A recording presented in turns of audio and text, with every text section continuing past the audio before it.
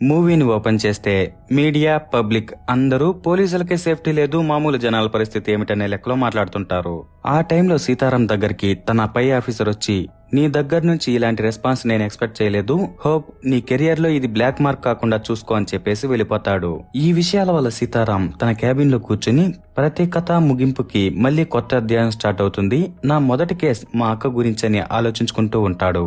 సీతారాం ఫ్యామిలీలో అతను, అతని నాన్న, అతని అక్క ఉంటారు. వాళ్ళమ్మ చనిపోయి ఉంటుంది.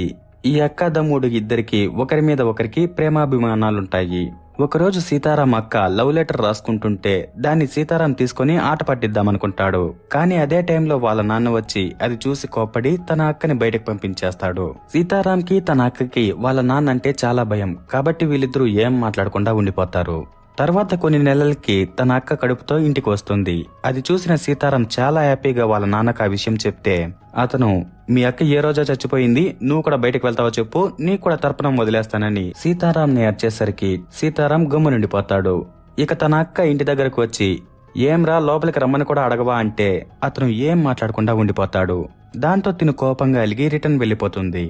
తరువాత కొన్ని సంవత్సరాలకి తన బావకి బ్యాంకులో జాబ్ చేస్తూ ఈ ఊరికి ట్రాన్స్ఫర్ అవడం వల్ల వాళ్ళ అక్క ఈ ఊరికి వస్తుంది. దాంతో సీతారాం తన అక్క మళ్ళీ తన లైఫ్ లోకి వచ్చినందుకు చాలా హ్యాపీగా ఉంటాడు. ఇక అదే స్టేషన్ లో వర్క్ చేస్తున్న రత్నమ్మ అనే ఒక ఆమె, సార్ నా కొడుకు శివాది బర్త్డే, ఇంకో స్వీట్ తీసుకోండి అని వస్తుంది. ఆమె అందరితోనూ బాగా మాట్లాడుతుంటుంది. ఇక సీతారాం విషయానికొస్తే అతని నాన్న చనిపోయి ఉంటాడు. అలాగే అతనికి ఇంకా పెళ్లి కాలేదు, కాబట్టి అతను ముందరున్న హోటల్లోనే ఫుడ్ తింటూ ఉంటాడు. అలాగే సీతారాం అందరితో మంచిగానే మాట్లాడుతుంటాడు. ఇక తన అక్క బావతో మాట్లాడదామనుకుంటే వాళ్ళు ముందు జరిగినవన్నీ మనసులోనే పెట్టుకుని ఇతనితో మాట్లాడరు. మరోవైపు రత్నమ్మ డ్యూటీకి రాకపోవడం వల్ల కానిస్టేబుల్ 2 రోజుల నుంచి నువ్వు ఏం డ్యూటీకి రాలేదని అడిగితే ఆమె, ఆరోగ్యం కొంచెం బాగలేదు సార్, అందుకనే రాలేదు అంటుంది. దాంతో అతను, సరే జాగ్రత్తగా చూసుకో, తర్వాత నెమ్మదిగానే రా అని చెప్పేసి వెళ్ళిపోతాడు. కానీ తర్వాత కొన్ని రోజులకే రత్నమ్మ చనిపోతుంది. ఇక ఆ విషయం ఆమె చనిపోయిన 2 రోజుల తర్వాత సీతారామన్కి కానిస్టేబుల్ చెప్తాడు. అప్పుడు సీతారాం, ఏందయ్యా ముందుగానే చెప్పాలి కదా అని తర్వాత బయలుదేరి రత్నమ్మ ఇంటికి వెళ్లి ఆమె కొడుకును పలకరించి ధైర్యం చెప్తాడు. ఎందుకంటే రత్నమ్మ అందరితోనూ బాగా మాట్లాడుతుంది కాబట్టి. ఆ తర్వాత ఒకరోజు పోలీస్ స్టేషన్ కి 47 ఏళ్ల వయసున్న ఒకతను కనిపించలేదని అతని ఫ్యామిలీ వాళ్ళు కంప్లైంట్ ఇవ్వడానికి వస్తారు. అప్పుడు సీతారాం, ఎక్కడికి వెళ్లర్లే, వచ్చేస్తారు, మీకు తెలిసిన వాళ్ళందరికీ ఫోన్ చేసి కనుక్కున్నారా అని మాట్లాడుతున్న టైంలో ఒక డెడ్ బాడీ దొరికిందని ఫోన్ వస్తుంది. దాంతో వీళ్ళు అక్కడికి వెళ్లి చూస్తే ఇప్పుడు కనిపించడం లేదని చెప్తున్న అతన్నే అక్కడ ఎవరో చంపేసుంటారు. అది కూడా చాలా దారుణంగా ఫెన్సింగ్ వైర్లని మెడకి, చేతులకి, కాళ్ళకి చుట్టి కత్తితో చాలా చోట్ల గుచ్చి టార్చర్ చేసి చంపుంటారు. తర్వాత బాడీని పోస్ట్ మార్టం చేశాక డాక్టర్, నా జీవితంలో నేనింతవరకు ఇంత ఘోరంగా ఎవరిని చంపింది చూడలేదు, ఇతన్ని చంపింది ఖచ్చితంగా ఒక సైకో అని చెప్తాడు. మరోవైపు ఒకతను సైకోలాగా ఇంకొక అతన్ని కత్తితో పదే పదే పొడుస్తుంటాడు. ఇక సీతారాం ఆ డెడ్ బాడీని తిరిగి ఫ్యామిలీ వాళ్ళకి అప్పగించాక ఆ ఫ్యామిలీలో ఉన్న వాళ్ళందరూ చాలా బాధపడుతుంటారు. చనిపోయిన అతనికి ఒక కూతురు కూడా ఉంటుంది. తర్వాత వాళ్ళ శవాన్ని తీసుకువెళ్తున్నప్పుడు కానిస్టేబుల్ సీతారాంతో, సార్ ఇంకొక డెడ్ బాడీ దొరికిందని చెప్తాడు. దాంతో సీతారాం షాక్ అయిపోతాడు. ఇక ఈ మూవీ పేరు second case of Sitaram. Hello heroes, welcome back to the channel stories by గని.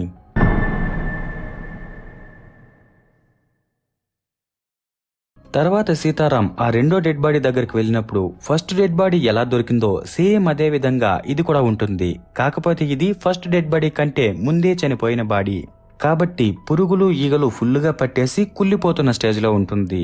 ఇక ఈ 2 డెడ్ బాడీలో మరీ ఇంత దారుణంగా దొరికేసరికి సీతారాం పై ఆఫీసర్, నీకు ఎలాంటి సపోర్ట్ కావాలో చెప్పు, మనం ఇంకొక లైఫ్ ని కోల్పోకూడదంటాడు. ఆ మాటకి సీతారాం, సార్ నాకింకా చాలా మంది పోలీసులు కావాలని అడుగుతాడు. ఆ మరుసటి రోజు సీతారాం అడిగినట్టుగానే చాలా మంది పోలీసులు స్టేషన్ కి వస్తారు. ఇక సీతారాం వాళ్ళతో, మనం వెతుకుతున్న సైకో క్రిమినల్, అతను చంపేదాన్ని బట్టి అతను మన మధ్యలోనే నార్మల్ గా తిరుగుతుండొచ్చు, కాకపోతే మెంటల్ స్టెబిలిటీ సరిగ్గా లేకుండా ఉండొచ్చని నాకు అనిపిస్తోంది, కాబట్టి అలాంటి వాళ్ళనే మనం వెతకాలనే లెక్కలో చెప్తాడు. తర్వాత సీతారాం హోటల్లో కాఫీ తాగుతున్నప్పుడు సెబాస్టియన్ అక్కడికి వెళ్లి, సార్ నా కూతురు వెంట ఒకడు పడుతున్నాడు, అతని మీద కంప్లైంట్ ఇవ్వాలి అనేసరికి సీతారాం స్టేషన్ కి వచ్చి ఇవ్వమంటాడు. దానికి సెబాస్టియన్, అలా చేయలేను సార్, నాకున్నది ఒకటే కూతురు, తనది పెళ్లి వయసు, కాబట్టి ఇప్పుడు స్టేషన్ కి అంతా తిప్పితే తన లైఫ్ పాడవుతుంది, మీరు మంచివారని చాలా మంది చెప్పారు, అందుకే మీతో చెప్దామని వచ్చాను అంటాడు. అప్పుడు సీతారాం, సరే మీ అమ్మాయికి ఆ అబ్బాయి ఎలా తెలుసు, క్లాస్మేటా లేదంటే లవ్ అలాంటిదేమన్నా ఉందా అంటున్న టైంలో సెబాస్టియన్, సార్ అలాగంతా లేదు, మా అమ్మాయి చాలా మంచిది అనే లెక్కలో మాట్లాడతాడు. దాంతో సీతారాం, సరేలే మీ అమ్మాయిని ఏడిపిస్తున్న అబ్బాయి ఫోటో డీటెయిల్స్ ఇవ్వండి, నేను చూసుకుంటాను అంటాడు. అప్పుడు సెబాస్టియన్ సరే సార్ తెచ్చిస్తాను అనేసి వెళ్ళిపోతాడు. తర్వాత సీతారాంకి హోటల్ జయన్న గురించి చెప్పడానికి ఒకతను ఫోన్ చేసేసరికి సీతారాం బయలుదేరి బార్కు వెళ్తాడు. ఇక బార్ అతను, జయన్న నాకు చాలా సంవత్సరాల నుంచి తెలుసు, అతని కూతురు నా భార్య దగ్గరే సంగీతం నేర్చుకునేది. ఒకరోజు అతను తన కూతుర్ని దింపడానికి వచ్చినప్పుడు నన్ను 50,000 అప్పడిగాడు. నేను ఎందుకని అడిగాను, దానికైనా టిప్పర్ తోలే అబ్బాయిలు హోటల్ కి వచ్చి గలాటా చేస్తున్నారని, అందుకోసం డబ్బులు కావాలని అడిగాడు. నేను ఇచ్చాను. ఆ టిప్పర్ తోలే అబ్బాయిలు ఈ బారికి కూడా వచ్చి చాలా సార్లు గలాటా చేశారు. వాళ్ళు పక్కన ఉన్న క్వారీలోనే ఉంటారని సీతారాం అడిగిన అన్ని క్వశ్చన్స్ కి ఆన్సర్ చెప్తాడు. తర్వాత సీతారాం సీసీ కెమెరాల్లో ఆ అబ్బాయిలు ఎలా ఉంటారో చూసి రిటర్న్ వెళ్లిపోతాడు. ఆ టైంలో ఇంకొక అతను బార్కొచ్చి మందు కొనుక్కుని చిన్న చెరువు దగ్గరికి వెళ్లి ఆ చెరువులోని బురద నీళ్లనే గ్లాసులోకి తీసుకుని దాంట్లో మందు పోసుకుని తాగేసి చేపలు పడుతుంటాడు. అప్పుడు ఎవరో ఇతన్ని గమనిస్తున్నట్టుంటారు. దాంతో ఇతనికి భయమేసి ఎవరది అని వెతుకుతున్నప్పుడు ఎవరో ఇతన్ని ఏదో చేస్తారు. మరోవైపు సెబాస్టియన్ స్టేషన్ కి వెళ్తాడు. ఆ టైంలో సీతారాం ఆ అబ్బాయిల్ని పిలిచి మీకు జయానికి గొడవ ఏంటని అడిగితే వాళ్ళు, ఆయన మా దగ్గర ఇసుక తీసుకుని తర్వాత డబ్బులు ఇవ్వకుండా వేరొక చోట ఇసుక కొంటుంటే మేము అడగడానికి వెళ్ళామంతే. 1000-2000 అయితే వదిలేయచ్చు సార్, మొత్తం 12,000 ఇవ్వాలి, అందుకనే వెళ్ళాము, అంతేగాని మేము ఆయన్ని చంపలేదని చెప్తారు. ఆ టైంలో సెబాస్టియన్ సీతారాం దగ్గరికి వెళ్లి ఒక ఫోటో ఇచ్చి ఇదే ఆ అబ్బాయి ఫోటో డీటెయిల్స్ అని చెప్తాడు. ఆ టైంలో ఒక కానిస్టేబుల్ చేపలు పట్టేదానికి వెళ్లిన అతను కనిపించకుండా పోయాడని చెప్పేసరికి తర్వాత వీళ్ళు వెళ్లి నీళ్లంతా వెతికిస్తారు, కానీ ఏం లాభం ఉండదు. తర్వాత పక్కన వెతికినప్పుడు ఏదో బండి టైర్లు గుర్తులు, అలాగే బండిది ప్లాస్టిక్ లైట్ ముక్క కనిపిస్తుంది. కానీ ఆ బండికి దీనికి సంబంధం ఉందనేలా ప్రస్తుతానికి ఏ కారణాలు కనిపించవు. దాంతో సీతారాంకి అసలు ఇదంతా ఎవరు చేస్తున్నారో ఎందుకు చేస్తున్నారో అర్థం కాదు. ఇక ఈ విషయాలన్నిటి గురించి ఆలోచిస్తూ స్టేషన్లోనే పడుకుని నిద్రపోతాడు. తర్వాత కానిస్టేబుల్ వచ్చి లేపాక సీతారాం మేల్కొని పక్కనున్న కబోర్డ్ని చూస్తే అది ఓపెన్ చేసినట్టుంటుంది. దాంతో సీతారాంకి టెన్షన్ ఎక్కువైపోయి అందులో వెతుకుతూ ఇక్కడ నా గన్ను పెట్టాను, మీరెవరైనా చూసారా అని అడుగుతాడు. దానికి వాళ్ళు, లేదు సార్, మీరు ఇంటి దగ్గర ఏమైనా మర్చిపోయారేమో, గుర్తు చేసుకోండి అంటే సీతారాం లేదు ఇక్కడే పెట్టానంటాడు. ఆ టైంలో వీళ్ళు అసలు స్టేషన్ నుంచి గన్ను తీసుకుని వెళ్లేంత ధైర్యం ఎవరికి ఉంటుందనే లెక్కలో ఆలోచిస్తుంటారు. మరోవైపు ఆ గన్నుని సెబాస్టియనే తీసుకువెళ్లిపోయి ఉంటాడు. ఇక పోలీసులేమో ఆ టిప్పర్ అబ్బాయిలే గన్ను తీసుకుని వెళ్లిపోయి ఉంటారని వాళ్ళని పట్టుకుని వచ్చి కొడతారు. కానీ వాళ్ళు మేము గన్ను తీయలేదు సార్ అని చెప్తుంటారు. ఇక సీతారాం వాళ్ళని కొట్టి అలసిపోయి తర్వాత పక్కకు వచ్చి కూర్చున్నప్పుడు అక్కడ సెబాస్టియన్ ఇచ్చిన ఫోటో కనిపిస్తుంది. ఇక దాన్ని గోపాల్ అనే కానిస్టేబుల్ కి ఇచ్చి ఇతనెవరో కనుక్కొని స్టేషన్ కి పిలిపించు అంటాడు. దాంతో గోపాల్ ఆ ఫోటోని తీసుకొని ఫోటోలో ఉన్న నెంబర్ కి ఫోన్ చేస్తున్నప్పుడు ఆ ఫోటోని ఎక్కడో చూసినట్టు ఉందే అనిపించి పక్కన ఉన్న నోటీస్ బోర్డులో చెక్ చేస్తే సేమ్ అలాంటి ఫోటోనే అక్కడుంటుంది. దాంతో వెంటనే గోపాల్ సీతారాం దగ్గరికి వెళ్లి, సార్ ఇతను కనిపించకుండా పోయి 3 నెలలైంది, పక్క స్టేషన్ లోనే వాళ్ళమ్మ కంప్లైంట్ ఇచ్చిందని చెప్పేసరికి సీతారాం షాక్ అయిపోతాడు. తర్వాత వాళ్ళ అమ్మని పిలిపించి ఎంక్వైరీ చేసినప్పుడు ఆమె తన కొడుకు నిజంగానే కనిపించకుండా పోయాడని చెప్తుంది. కానీ సీతారాం ఆమె అబద్ధం చెప్తుందేమో అనుకుంటూ, నీ కొడుకు నిన్న కూడా సెబాస్టియన్ కూతుర్ని ఏడిపించాడని ఆయన చెప్పారు, ఏంటి అమ్మ కొడుకు ఇద్దరు డ్రామా చేస్తున్నారా అంటాడు. దానికి ఆమె, ఎవరు సార్ చెప్పింది నా కొడుకు ఏడిపిస్తున్నాడని, ఆ సెబాస్టియన్ కూతురు చనిపోయే 3 నెలలైంది అని చెప్పగానే సీతారాంకి ఫ్యూజులు ఎగిరిపోతాయి. అలాగే ఆమె, అతనికి మతి సరిగ్గా లేదు, ఊరంతా ఇలానే చెప్పుకుంటూ తిరుగుతున్నాడు, మీకు డౌట్ గా ఉంటే ఇంకా ఎవరినైనా అడిగి చూడండి అని చెప్తుంది. అవంతా విన్నాక సీతారాం ఆమెను పంపించేసి పక్క స్టేషన్ కు వెళ్లి సెబాస్టియన్ గురించి అడిగితే ఎస్ఐ, ఇదో ఈ ఫైల్లోనే అతని జాతకం మొత్తం ఉంది సార్, అతను ఒక మెంటల్ కేసు, తప్పిపోయిన ఒక అబ్బాయి ఫోటో తీసుకుని నా కూతుర్ని ఇతను ఏడిపిస్తున్నాడని చెప్పుకుంటూ తిరుగుతాడు, మేమది అర్థం చేసుకుని అతన్ని తరిమేశాం, తర్వాత అతను మళ్ళీ ఇటువైపు రాలేదు, అతని కూతుర్ది క్లియర్ గా సూసైడ్, అతని భార్య కూడా 20 సంవత్సరాల ముందు ఫైర్ యాక్సిడెంట్ లో చనిపోయింది, అప్పుడు ప్రాపర్ ఎవిడెన్స్ ఏవీ లేవు, అలాగే అతని కూతురికి గార్డియన్ ఎవరూ లేరని అతన్ని రిలీజ్ చేశారు, అతని కూతురు చనిపోయి కూడా 3 నెలలు అయిందని చెప్తాడు. అవన్నీ సీతారాం విని సరేనని ఆ ఫైల్ని అక్కడ పెడుతున్న టైంలో కొన్ని ఫైళ్లు కిందన పడిపోతాయి. ఇక ఆ ఫైలు సర్దడానికి సీతారాం సాయం చేస్తున్నప్పుడు ఎస్ఐ మళ్ళీ అతను ఒక స్కూల్లో పనిచేసేవాడు, అక్కడ కూడా ఇలానే కంప్లైంట్స్ వచ్చాయని, తర్వాత అతన్ని జాబ్ లోంచి తీసేశారని చెప్తాడు. తర్వాత సీతారాం స్కూల్ కి వెళ్తే ఎస్ఐ చెప్పినట్టుగానే వాళ్ళు కూడా చెప్తారు. తర్వాత అలా చాలా చోట్ల ఎంక్వైరీ చేసినప్పుడు ఇవే విషయాలు అందరూ చెప్తారు. దాంతో సీతారాంకి డౌట్ వచ్చి ఒక కానిస్టేబుల్ ని పంపిస్తే ఆ టైంలో సెబాస్టియన్ ఒక దిండును మనిషిలా ఊహించుకుని సైకోలా కత్తితో కచా పొడుస్తుంటాడు. అది కానిస్టేబుల్ చూసి తర్వాత సీతారాంకి చెప్పాక సీతారాంకి ఈ సైకో హత్యలన్నీ చేస్తుంది సెబాస్టియనే అనిపిస్తుంది. ఇక సెబాస్టియన్ కేమో నిజంగానే మతి సరిగ్గా ఉండదు, అతను లేని వాళ్లను ఉన్నట్టు ఊహించుకుంటూ ఉంటాడు. అలాగే ఒకరోజు సెబాస్టియన్ కూతురు ఇంట్లో లవర్తో ఉన్నప్పుడు సెబాస్టియన్ చూసేసి ఆ అమ్మాయిని కొట్టి పక్కకు తోసేసరికి తను స్పృహ తప్పి పడిపోతుంది. అదే టైంలో సెబాస్టియన్ ఆ అమ్మాయి లవర్ ని కత్తితో పొడిసి చంపేసుంటాడు. ఇక ఆ విషయం అతని మైండ్ లో పదే పదే గుర్తొస్తుంటుంది. అంటే రోజు ఆ అమ్మాయిని చూడడానికి తన లవర్ వస్తున్నట్టు, సెబాస్టియన్ అతన్ని చంపుతున్నట్టు ఆ విధంగా అనిపిస్తుంటుంది.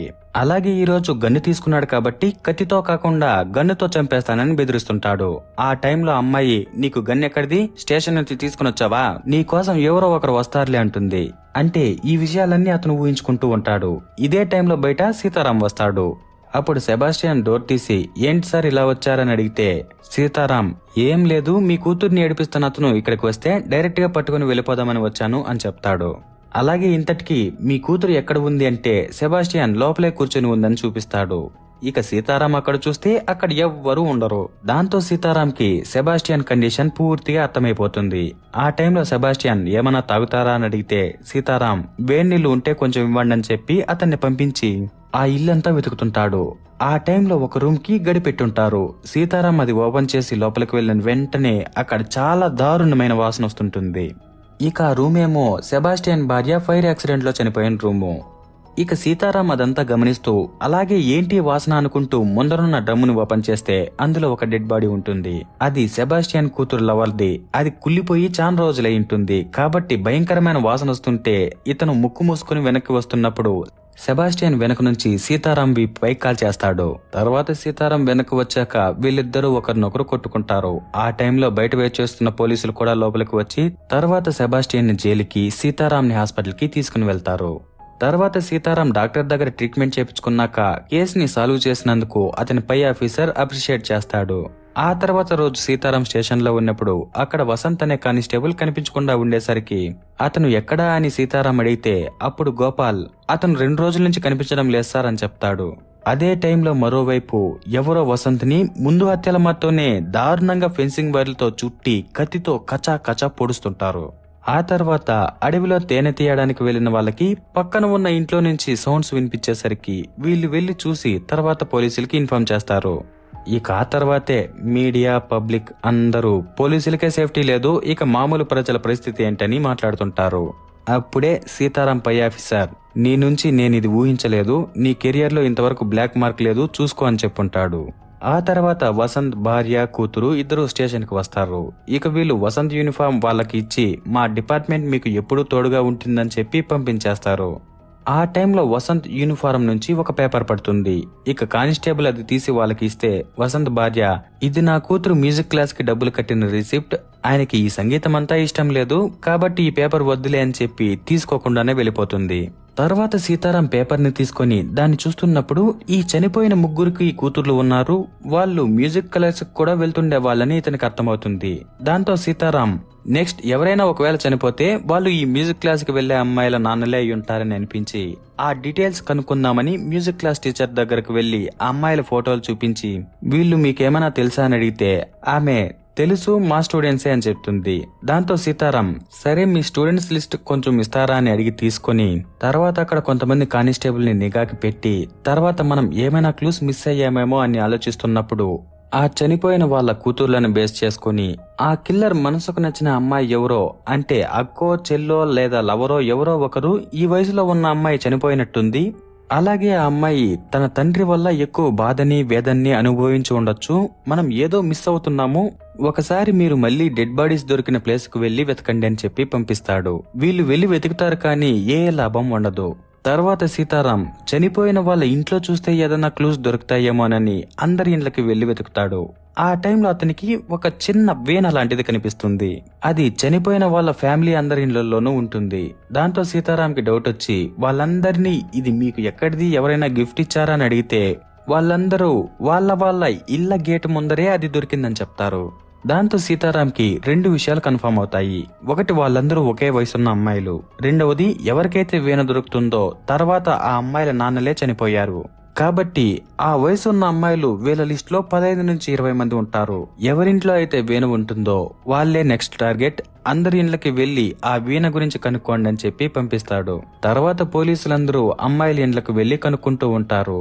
అదే టైంలో సీతారాంకి పక్క స్టేషన్లో సెబాస్టియన్ గురించి కనుక్కునేటప్పుడు కిందన పడిన ఫైల్లోని ఫోటోలో ఇలాంటి విననే చూసినట్టు గుర్తొస్తుంది. దాంతో ఆ కేసు గురించి ఒకసారి కనుక్కుందామని పక్క స్టేషన్ కి ఇన్ఫార్మ్ చేసి అక్కడికి వెళ్లి డీటెయిల్స్ చెక్ చేస్తే సేమ్ ఇప్పుడు చేతులు కాళ్ళు ఫెన్సింగ్ వైర్లతో కట్టేసి ఎలా హత్యలు జరుగుతున్నాయో అప్పుడు కూడా ఒక హత్య ఇదే విధంగా జరుగుతుంది. ఇక కేసు డీల్ చేసిన ఎస్ఐ ఏమో రిటైర్ అయిపోయి ఉంటాడు. దాంతో సీతారాం అతను ఎక్కడున్నాడో అడ్రస్ కనుక్కొని అక్కడికి వెళ్లి ఈ కేసు గురించి చెప్పి ఆయన డీల్ చేసిన కేసు డీటెయిల్స్ అడిగితే దానికి ఆయన నా జీవితంలో నేనంత భయంకరమైన కేసుని ఎప్పుడు చూడలేదు. ఆ కేసు జరిగిండేది 23 సంవత్సరాల ముందు ఈ పక్కన ఊరైన దేవంగిలో అని చెప్తాడు. ఆ ఊరిలో మాంజా అనే పిల్లాడు ఒక అమ్మాయిని ప్రేమిస్తుండేవాడు. ఆ అమ్మాయి మ్యూజిక్ క్లాస్ కు వెళ్ళినప్పుడు ఇతను ఆ అమ్మాయితో మాట్లాడుతుండేవాడు. వీళ్ళిద్దరికి ఒకరంటే ఒకరికి ఇష్టం. తర్వాత వీళ్ళు చట్టాపట్టాలేసుకుని ఊరంతా తిరుగుతుంటారు. అలా ఒకరోజు చెట్టు పక్కన కూర్చొని మాట్లాడుతున్నప్పుడు అచ్యుతాన్ అనే ఒక అతను వీళ్ళిద్దరిని చూసేసి ఓ మీరిద్దరా పక్కనుండేది గౌడా కూతురు కదా అంటాడు. ఆ దెబ్బతో వీళ్ళిద్దరికి భయం మొదలవుతుంది. అప్పుడు మాంజా అన్నా ఎవరికి చెప్పొద్దన్నా తెలిస్తే తన ఇంట్లో వాళ్ళు తనని చంపేస్తారు అని అడుక్కుంటాడు. అప్పుడు అచ్యుతన్ సరేలే ఎవరికి చెప్పను అంటాడు. కానీ తర్వాత ఆ అమ్మాయి నాన్న గౌడాకు చెప్పేస్తాడు. దాంతో గౌడ మాంజాను ఫుల్లుగా కొట్టించి అయినా అతని కోపం తీరక కావాలనే అతని దగ్గర పనిచేస్తున్న ఒక ఆమెని మాంజా బలాత్కారం చేశాడనే మాటతో చెప్పించి జైలుకు పంపిస్తాడు. తర్వాత చేయని తప్పుకి ఎన్నో సంవత్సరాలు జైల్లో ఉండి బయటకు వచ్చిన మాంజా ఇంటికి వెళ్తే వాళ్ళమ్మ నువ్వు ఇంటికి ఎందుకు వచ్చావురా, ఆమెకి నా వయసు ఉంటుంది, ఆమె మీద చెయ్యి వేసినావా, మన ఇంట్లో కూడా వయసుకు వచ్చిన పిల్లుంది, నిన్ను చూస్తేనే నాకు భయం వేస్తోంది, నువ్వు మళ్ళీ ఇంటికి రావద్దని అసహ్యించుకుని పంపించేస్తుంది. ఆ మాటలతో మాంజాకి పుండు మీద కారం చల్లినట్టుంటుంది. తర్వాత వేరే అతను మాంజాతో ఏం పర్లేదులేరా అన్ని సర్దుకుంటాయంటాడు. అలాగే గౌడ యాక్సిడెంట్ లో చనిపోయాడని, కావ్యాకేమో తర్వాత పెళ్లి చేశారని చెప్తాడు. ఇక అచ్యుతన్ చేసిన చిన్న పని వల్ల మాంజా జీవితం పూర్తిగా నాశనమైపోవడంతో దానికి ఎలాగైనా పగ తీర్చుకోవాలని మాంజా అనుకుంటాడు. ఇక అచ్యుతన్ ఒకరోజు సెబాస్టియన్ తో కూర్చొని మందు తాగేసి తర్వాత రిటర్న్ ఇంటికి వెళ్తున్నప్పుడు మాంజా అతన్ని ఒక ఇంట్లోకి రప్పించి కొట్టి తర్వాత ఇంటికి గడిపెట్టేసి అచ్యుతన్ కూతుర్ని కూడా అదే ఇంట్లో పెట్టి అచ్యుతనే తన కూతుర్ని బలాత్కారం చేయడానికి చూశాడనేలా ఆ ఊర్లో వాళ్ళందరికీ చూపిస్తాడు. దాంతో ఊర్లో వాళ్ళందరూ అచ్యుతన్ని పట్టుకుని కొడతారు. కానీ పోలీస్ కంప్లైంట్ ఏవి ఇవ్వరు. దీనివల్ల అచ్యుతన్ కూతురు చాలా సఫర్ అయ్యి సూసైడ్ చేసుకుని చనిపోయి ఉంటుంది. మాంజా అనుకున్న దాని ప్రకారం అచ్యుతన్ ఈ అవమానంతో జీవితాంతం ఇతనిలాగానే కుమిలిపోతాడు అనుకుంటాడు. కానీ అచ్యుతన్ ఇవేవి పట్టించుకోకుండా తాగినామా తిరిగినామా అనే లెక్కలో ఉంటాడు. దాంతో మాంజాకి కోపం తీరక అతన్ని ఈ విధంగా దారుణంగా హత్య చేశాడని ఎస్ఐ సీతారాంతో చెప్తాడు. ఇక మాంజా అచ్యుతన్ ఇంట్లో నుంచి పారిపోవడం కొంతమంది చూసి పోలీసులకు చెప్పుంటారు. తర్వాత పోలీసులు మాంజా కోసం వెతుకుంటారు. కానీ ఒక్క చిన్న క్లూ కూడా దొరకలేదని, తర్వాత తను రిటైర్ అయిపోయానని, మళ్ళీ ఇప్పుడే ఈ కేసు గురించి చూస్తున్నానని ఎస్ఐ చెప్తాడు. అలాగే ఆయన నాకు దీంట్లో అర్థం కాని విషయం ఏమిటంటే అప్పుడు అతనికి చంపడానికి ఒక కారణం ఉన్నింది, ఒక లక్ష్యం ఉన్నింది, కానీ ఇప్పుడు అలాంటివి ఏవీ లేవంటాడు. అదంతా విన్నాక సీతారాం మాంజా ఫ్యామిలీ ఎక్కడున్నారని అడిగితే ఆయన ఇక్కడే దేవాంగిలో ఉన్నారంటాడు. ఇక సీతారాం ఆ అడ్రస్ కు వెళ్తే అక్కడ కేవలం మాంజా అమ్మ మాత్రమే ఉంటుంది. ఇక ఆమె అలాంటి ఒక కొడుకు అవసరమా సార్, వాడి ఇంటికి రాకపోవడమే మంచిదనే లెక్కలో మాట్లాడుతుంది. ఆ టైంలో ఒక కానిస్టేబుల్ మాంజాని ఒక అతను చూశాడని పిలుచుకొని వస్తాడు. అతను మాంజాని ఈమె కూతురు పెళ్లిలోనే చూసుంటాడు. ఇక ఆ విషయానికి సీతారాం ఆమె కళ్ళ చూస్తే దానికి ఆమె పెళ్లికి ఎవరొస్తారో ఎవరు పోతారో నేను చూసుకుంటూ కూర్చుంటామా సార్ అనేలా మాట్లాడుతుంది. ఇక వీళ్ళు పెళ్లి వీడియో చూసినప్పుడు అతను మాంజాని గుర్తుపట్టి వీళ్ళకి చూపిస్తాడు. అప్పుడు సీతారాంకి మాంజాని పోస్ట్ మార్టం చేసే డాక్టర్ దగ్గర చూసినట్టు గుర్తొస్తుంది. తర్వాత ఆ విషయాన్ని మిగిలిన పోలీసులకు చెప్పి అలాగే ఇంటి లోపలంతా వెతికిస్తాడు. కానీ ఆ ఇంట్లో వేరే ఎవ్వరూ కనిపించరు. తర్వాత ఒక అతను మాంజా గురించి కనుక్కొని సార్ అతను 3 రోజుల నుంచి డ్యూటీకి రావడం లేదంట, ఫోన్ కూడా స్విచ్ ఆఫ్ లోనే ఉంది, అలాగే అతను స్టే చేస్తున్న నర్సింగ్ హోమ్ కూడా మనుషులను పంపించామని చెప్తారు. అప్పుడు సీతారాం సరే ఈ ఇంటి కాడ కూడా ఇద్దరిని కాపలా పెట్టండి, ఈమె మీద నాకు డౌట్ గా ఉందని చెప్పేసి రిటర్న్ వెళ్లిపోతుంటాడు. ఆ టైంలో వీణ గురించి కనుక్కుంటున్న పోలీసులు ఇతనికి ఫోన్ చేసి వీళ్ళ అక్క ఇంట్లోనే వీణ దొరికిందని చెప్పేసరికి సీతారాంకి గుండె ఆగిపోయినంత పని అవుతుంది. దాంతో అతను వెంటనే వాళ్ళ అక్క దగ్గరికి వెళ్లి ఈ విషయాన్ని చెప్దామనుకుంటే ఆమె ముందెప్పుడో జరిగినవే మనసులో పెట్టుకుని ఇలా చూడు ఏదో ఒక కారణం చెప్తూ మళ్ళీ మా జీవితాల్లోకి రావద్దు అని ఇంట్లోకి వెళ్లి తలుపులు మూసేస్తుంది. కానీ ఆమె ఇలా చేసినందుకు బాధపడుతుంటుంది. ఆమెకి తమ్ముడి మీద ప్రేమ కంటే పంతమే ఎక్కువ ఉంటుంది. ఇక సీతారాం అక్కడి నుంచి బాధగానే రిటర్న్ వెళ్ళిపోతుంటాడు. కానీ అలా వదిలేయకూడదని కానిస్టేబుల్ని చూస్తూ ఉండండి అని చెప్పేసి పోతాడు. ఇక వాళ్ళక్క భయపడుతూ తన భర్తకు ఫోన్ చేసి ఎలా ఉన్నారు, బాగానే ఉన్నారు కదా, సాయంత్రం తొందరగా ఇంటికి వచ్చేయండి అని చెప్తుంది. మరోవైపు సీతారాం కనీసం బావైనా వింటాడేమో అని ఫోన్ చేస్తే ఆయనకి ఇంకా ఎక్కువ పంతం ఉండి ఫస్ట్ ఫోన్ ఎత్తి సీతారాం వాయిస్ ని గుర్తుపట్టి తర్వాత ఫోన్ కట్ చేసేస్తాడు. ఆ తర్వాత ఎన్నిసార్లు ఫోన్ చేసినా ఫోన్ ఎత్తడు. సీతారాంకేమో టెన్షన్ ఇంకా ఎక్కువైపోతుంటుంది. తర్వాత వాళ్ళ బావని బ్యాంకు దగ్గర నుంచే వాచ్ చేస్తూ ఉండండి అని కానిస్టేబుల్ ని పెడతాడు. అలాగే ఇతను కూడా వెళ్లి చూస్తుంటాడు. ఆ టైంలో ఒక ట్రక్కు సీతారాంకి తన బావకి మధ్యలో అడ్డంగా వస్తుంది. దాంతో సీతారాంకి టెన్షన్ ఎక్కువైపోయి ఆ ట్రక్ డ్రైవర్ ని ట్రక్ తిమ్మని అరిచి వాళ్ళ బావని చూస్తే అక్కడ వాళ్ళ బావ కనిపించడు. దాంతో సీతారాం వెంటనే కారు దిగి ఈయన ఏమయ్యాడో అని భయంతో వెతుకుతున్నప్పుడు వాళ్ళ బావ పక్కదందులో నుంచే వచ్చి సీతారాం సైడు నీకేం పని పాట లేదా అనే లెక్కలో చూసేసి నడుచుకుంటూ వెళ్ళిపోతాడు. ఆ విషయం సీతారాంకి చాలా అవమానంగా అనిపిస్తుంది. కానీ వదిలేస్తే తన అక్క మంగళసూత్రం పోతుందనే లెక్కలో ఉంటాడు. ఇక అదే టైంలో సీతారాంకి పక్కన ఒక ఆటో వెనుకవైపు బట్టల షాప్ పోస్టర్ కనిపిస్తుంది. ఇక ఆ షాపు కవర్ నే సీతారాం మాంజా అమ్మ ఇంట్లో చూసుంటాడు.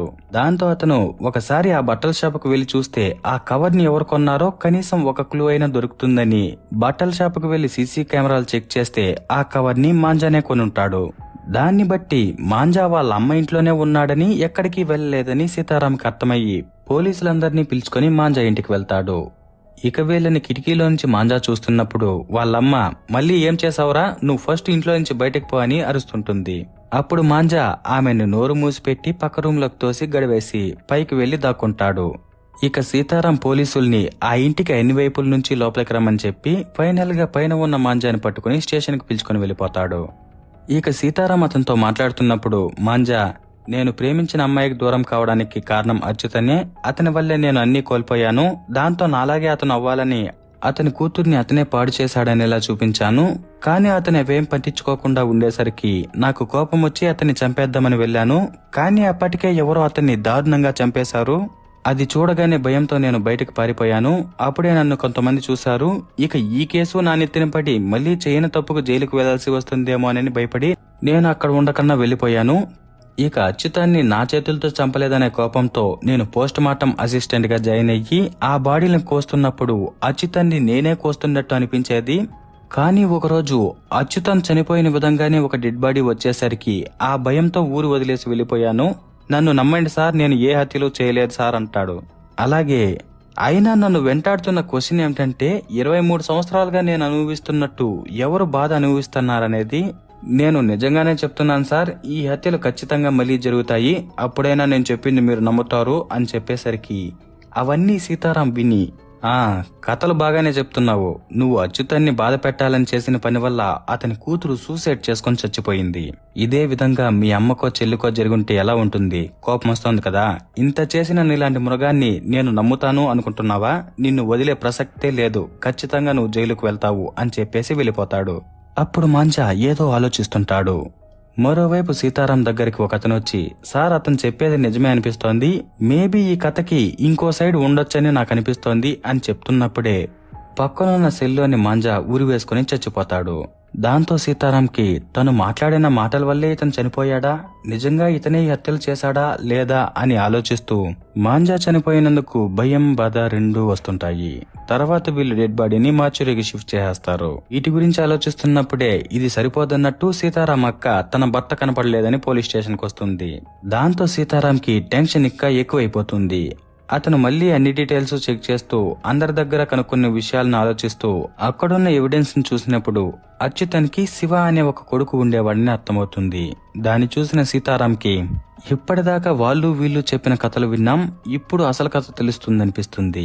తర్వాత తన బావ నెంబర్ ని ట్రాక్ చేయమని చెప్పి అలాగే తన బావ బ్యాంకు నుంచి వెళ్లే రూట్ లో ఉన్న అందరికీ ఫోటో చూపించి ఇతన్ని మీరు చూసారా అని అడుగుతూ వెతుకుతున్న టైంలో తన బావ ఫోన్ చేసి ఇక్కడ ఎవరో కొడుతున్నాడు, ఇక్కడ ఏదో చేపలు పట్టే వల ఉంది, కాపాడు సీతారామ కాపాడు అంటూ అడుక్కుంటున్న టైంలో అతని బావని కొట్టే అతను ఫోన్ కట్ చేస్తాడు. ఇక స్విచ్ ఆఫ్ లో ఉన్న ఫోన్ ఆన్ అయ్యి ఫోన్ వచ్చేసరికి సీతారాం ఆ నెంబర్ ని ట్రాక్ చేసుకుంటూ వెళ్తాడు. కానీ ఆ ఫోన్ ని పాత సామాన్ల బండిలో వేసి వీళ్ళని డైవర్ట్ చేస్తుంటారు. వీటి వల్ల సీతారాంకి ఇంకా టెన్షన్ పెరిగిపోతుంటుంది. అప్పుడు సీతారాంకి వాళ్ళ బావ మాట్లాడేటప్పుడు చెప్పిన చేపలు పట్టే వల అలాగే బ్యాక్గ్రౌండ్ లో వస్తున్న మ్యూజిక్ గురించి ఆలోచించాక ఆ రెండు విషయాల్ని ఇతను ఎప్పుడో చూసినట్టు అనిపిస్తుంది. అది ఎక్కడబ్బా అని ఆలోచిస్తున్నప్పుడు స్టార్టింగ్ లో రత్నమ్మ, సార్ ఈరోజు నా కొడుకు శివ బర్త్డే, స్వీట్ తీసుకోండి సార్ అని ఇచ్చినేమా చనిపోయిందని తన కొడుకును పలకరించడానికి వెళ్ళినప్పుడే ఆ ఇంటి దగ్గర వలని ఇంకా రేడియోలోని పాటని సీతారాం వినుంటాడు. అలాగే రిటైర్ అయిపోయిన ఎస్ఐ అచ్యుతానికి కొడుకు ఉన్నాడు, అతన్ని ఎవరో పిల్లలు లేనామే అడాప్ట్ చేసుకునిందని చెప్పిన మాటలు, అలాగే తను గమనించిన విషయాలన్నీ ఒకసారి గుర్తు తెచ్చుకున్నాక ఈ హత్యలు చేస్తోంది రత్నమ్మ కొడుకు శివానే అనిపిస్తుంది. అలాగే ఈ హత్యలు జరిగిన ప్రతి చోట శివ బండి వేసుకొని తిరిగిన గుర్తులు, అలాగే మాంజా చెప్పిన దాని ప్రకారం కూడా అతనిలాగానే 23 సంవత్సరాలుగా బాధను అనుభవిస్తున్న మరొకరు శివానే అయ్యుంటాడని సీతారాం కన్ఫర్మ్ చేసుకుని శివ ఇంటికి బయలుదేరతాడు. మరోవైపు ఇవంతా చేస్తోంది శివానే. అతను సీతారాం బావని ఫెన్సింగ్ తో చుట్టేస్తుంటాడు. అస్సలు ఇతను ఇలా మారిపోవడానికి కారణం ఏంటని చూస్తే, శివ చిన్నగా ఉన్నప్పుడు తన అక్కతో పాటు సంగీతం క్లాస్ కి వెళ్తుండేవాడు. తన అక్కకి సంగీతం అంటే చాలా ఇష్టం. ఇక ఇతనికి తన అక్క అంటే చాలా ప్రేమ. శివ తన అక్కకు నచ్చిన పాటని రేడియోలో రికార్డ్ చేసుకుని వింటూ ఉండేవాడు. ఇక వాళ్ళ నాన్న అచ్యుతాన్ రోజు ఇంట్లోకి తాగేసి రావడం, వీళ్ళని తిడుతూ ఉండడం చేస్తుండేవాడు. ఆ టైంలో శివ అక్క శివకు తోడుగా ఉండేది.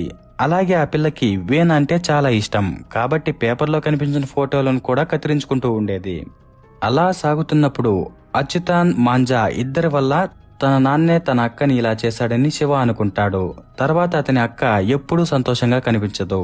ఇక శివ అక్క నీళ్ల కోసం బయటకు వెళ్ళినప్పుడు పాడు ఊర్లోని వాళ్ళు ఈ పిల్ల నాన్నే ఈ పిల్లని పాడు చేయడానికి చూశాడట అనే లెక్కలో మాట్లాడుతుంటే తిను అవన్నీ వినలేక తర్వాత బయటకు వెళ్లకుండా ఇంట్లోనే బాధపడుతూ ఉండిపోయి ఉంటుంది. కానీ అచ్యుతాన్ అసలు జరిగిన విషయాలేవీ మాట్లాడకుండా కూతురు ఎలా ఉందనేది పట్టించుకోకుండా రోజులాగానే తాగుతూ తిరుగుతూ ఉండడం చేస్తుంటే శివ అక్కకి బాధ ఇంకా ఎక్కువైపోతుండేది. ఈ విషయాల వల్ల శివాకి వాళ్ళ నాన్న మీద ద్వేషం పెరిగిపోతుంది. తర్వాత అతనైనా తోడుగా ఉందామని తన అక్కకు ఇష్టమైన వీణ బొమ్మను కొనుక్కుని ఇంటికి వెళ్లి చూస్తే అక్కడ తన అక్క ఉరువు వేసుకుని చనిపోయి ఉంటుంది. అది చూసిన శివ ఫుల్ షాక్ లోకి వెళ్ళిపోతాడు. తర్వాత తన అక్క దాన సంస్కారాలు చేసేటప్పుడు వాళ్ళ నాన్న అయ్యో చనిపోయావా అమ్మా అని ఏడుస్తుంటాడు. ఆ టైంలో ఊర్లో వాళ్ళందరూ చేసిందంతా చేసి ఇప్పుడు ఏడుస్తున్నట్టు ఎలా నాటకాలు చేస్తున్నాడో చూడండి అనే లెక్కలో మాట్లాడుకుంటుంటారు. ఇక శివ మనసులో తన అక్క చనిపోయిందనే బాధ, వాళ్ళ నాన్న మీద ద్వేషం రెండూ ఎక్కువైపోయి వాటిని అతని బ్రెయిన్ హ్యాండిల్ చేయలేక అతను ఒక సైకోలాగా మారిపోయి ఉంటాడు. తర్వాత తన నాన్నని ఫెన్సింగ్ వైర్లతో చుట్టి కత్తులతో గుచ్చి గుచ్చి చంపేసుంటాడు. తర్వాత తన అక్కనే గుర్తు చేసుకుంటూ వీణ దగ్గర పెట్టుకుని రేడియోలో పాటలు వింటున్నప్పుడు పిల్లలు లేని రత్నమ్మ అతన్ని చేరదీసి పెంచుంటుంది. తర్వాత ఆమె చూపించిన ప్రేమ వల్ల అతని లోపల సైకో బయటికి కనిపించకుండా లోపలే ఉండిపోయి ఉంటాడు. తర్వాత ఆమె చనిపోయాక అతనికి ఒంటరితనం ఎక్కువైపోతుంది. ఎందుకంటే శివ ఎప్పుడూ తన అక్క గురించి చెప్పి ఏడ్చి ఆ బాధని భారాన్ని తగ్గించుకోలేదు. కేవలం రత్నమ్మ చూపించిన ప్రేమతో దాన్ని లోపల అని చేశాడు. ఇప్పుడు ఆమె చనిపోయేసరికి ఆ బాధ మళ్లీ బయటకొచ్చి తర్వాత మళ్లీ తన అక్కకు నచ్చిన పాటలు వింటూ తనని గుర్తు చేసుకుంటూ ఉన్నప్పుడు తన అక్కకి నచ్చిన పాట అతనికి దగ్గరలో ఉన్న సంగీతం స్కూల్లో వినిపిస్తుంటే దాన్ని వెతుక్కుంటూ వెళ్తాడు.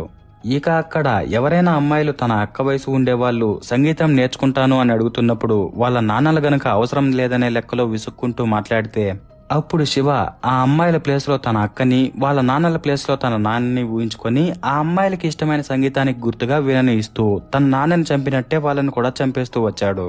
ఇది శివ కథ.